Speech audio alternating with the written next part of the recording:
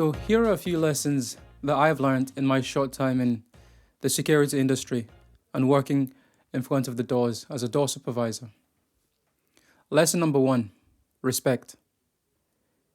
If you ever seek to gain respect or earn respect, you first need to give it out. Now, what I mean by that is when you treat people with respect, regardless of how they look, regardless of what team they support, when you treat people with genuine respect, you will get that back. And the reason for saying that is when people leave from a venue, they might have a good time generally within the venue, but if you've treated people with lack of respect, you never know where next you might encounter them. But worst of all is, it might ruin your own reputation within the industry because people talk. And let me make this clear. Head door supervisors don't want to work with people who have a lack of respect for not just the guest, but if they don't have respect for their other team members, it will come across, and it's very difficult to gain. It will be very difficult to gain employment, even though at the moment, yes, the industry is crying out for door supervisors everywhere. But when you treat people with genuine respect, just treating them as a human being, first and foremost, is one of the most important skills you can have and lessons you can learn when dealing with people. Because if the time comes where the individual is not having a good time, a good night or whatever, and they remember that the door supervisors did not treat them with respect, they might feel inclined to just take up a fit, just be completely disrespectful to every other door supervisors that they encounter. Why? Because, one door supervisor didn't show them any respect. So this is why I think it's one of the first lessons to learn. And don't get me wrong, sometimes people can be difficult to respect, but all the same, you just respect them. It's only when they don't give you back that same level of respect, that's when you decide to take that away from them. At the same time, that doesn't mean being rude. That doesn't mean you start calling them names or taunting them in a way. It's never anything we should ever do when working behind the doors. And the same goes for your managers, or in this case, the managers of the venues that we work at. Yes, some managers might need a lesson in how to respect their employees. And of course, as door supervisors, some venues, we're just there as part of the outsourcing team, because some venues don't have in-house security, and we're just part of the outsourcing team that comes in on nights where the venue requires security. And in that sense, these venues with managers who show a lack of respect to their employees, more time than not, they will likely start seeing a higher staff turnover.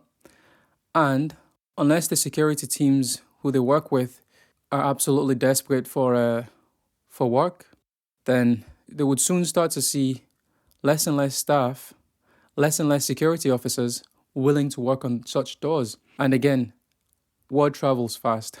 Therefore, if you conduct yourself in a respectable manner, showing genuine respect and concern for the individual as they come through the door, then for you as the individual, it doesn't matter where you go or which venue you work at, the customers as well as the venue themselves, or the venue employees, will remember you. They will remember how you treated them and their customers. And the customers, wherever they see you next, will remember you. And they will remember you fondly, providing you do treat them with respect. Now, again, this isn't to say it will take anything away from your job as a security officer. Of course, you always remain vigilant. But being vigilant does not mean that you have to show a disrespect and disregard for the individual that you're dealing with. Here are a few examples of respecting customers. When we work on the doors, as soon as a customer comes in, a simple greeting, a simple hello, and recognizing them as an individual automatically lifts their mood and ours. And I understand, again, having worked in the industry for a brief moment, how sometimes as security operatives, we might not always be in a position to to maybe smile, but in this case, it's not about simply smiling. It's just a matter of a polite, welcoming greeting will automatically change the atmosphere for both ourselves and also the customers. And again, they will feel, of course, recognized and a sense of respect that someone sees them. We could occasionally make an effort to hold the door open for the customers as they move through the venue. Or you can, of course, put a door stop there, which some people do, but again, it's the effort that really matters to customers, that shows them that they are a respected individual by the venue and by ourselves as security operatives.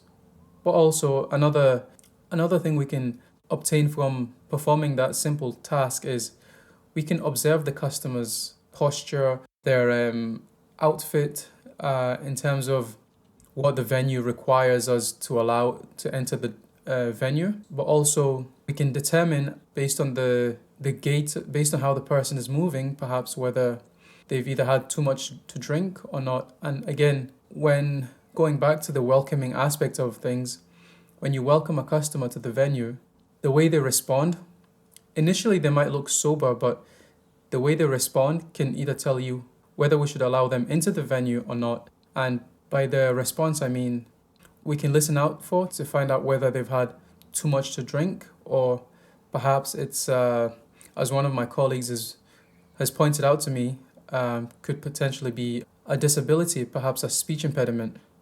And we would only be able to find out if in a brief moment of conversation with the customers. Sometimes some customers may be shy and may not say hello, but that doesn't mean we don't say hello or we don't, again, welcome them in a positive way. And that's all for this episode, and hopefully you guys got something from this, and look forward to seeing you in the next episode.